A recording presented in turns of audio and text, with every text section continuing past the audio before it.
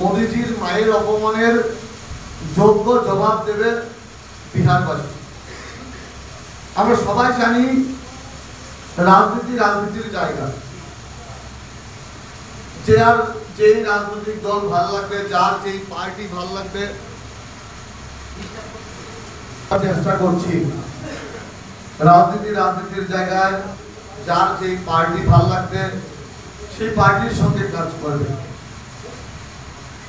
নির্বাচন আসলে সব রাজনৈতিক দল নিজের প্রচার করে, সব রাজনৈতিক দল চায় যে আমার পার্টি ক্ষমতায় আসুক, কিন্তু নির্বাচনে জেতার জন্য এত নিচে নামতে পারে কংগ্রেস, এটা আমরা লক্ষ্য করেছি বিহার নির্বাচনের প্রচারে।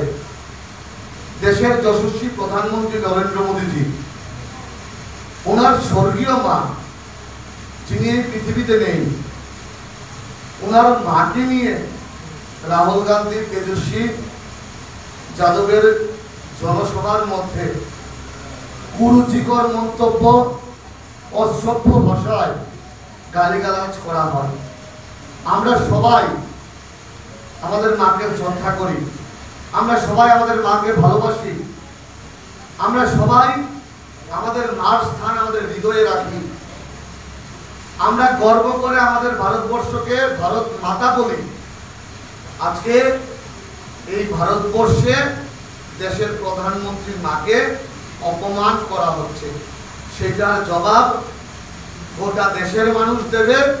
তৎসঙ্গে আমার আশা প্রত্যেকটা বিহারের সুনাগরিক ওনাদের ভোটাধিকারের মাধ্যমে কংগ্রেসকে, রাহুল গান্ধীকে, তেজস্বী যাদবকে যোগ্য জবাব দেবে। সেই আশা প্রত্যাশা আমি আপনাদের সকলের কাছে রাখছি।